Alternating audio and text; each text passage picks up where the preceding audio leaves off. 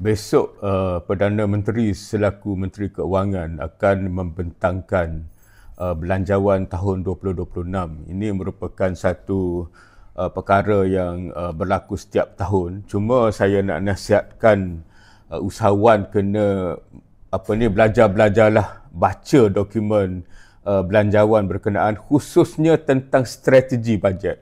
Sebab biasanya apabila belanjawan dibincangkan, ramai orang fokus kepada banyak mana belanja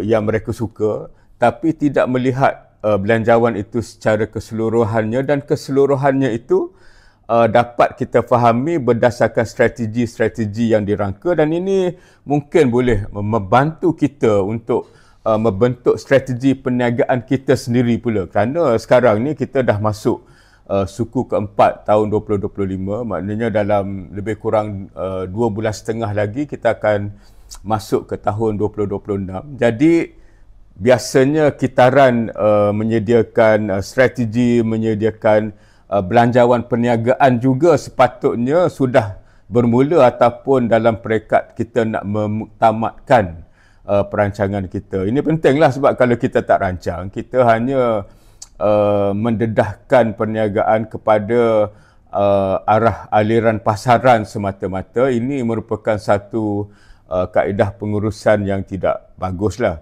Satu perkara lagi yang biasanya dibentangkan bersama dengan belanjawan 2026 ialah laporan ekonomi tahun 2025. Ini merupakan laporan daripada Kementerian Keuangan yang memberikan kita banyak data dan fakta berkenaan dengan perjalanan ekonomi, pencapaian perbelanjaan kerajaan, strategi kerajaan, dan ini boleh juga dijadikan data ataupun fakta yang kita gunakan untuk membentuk belanjawan kita, strategi kita.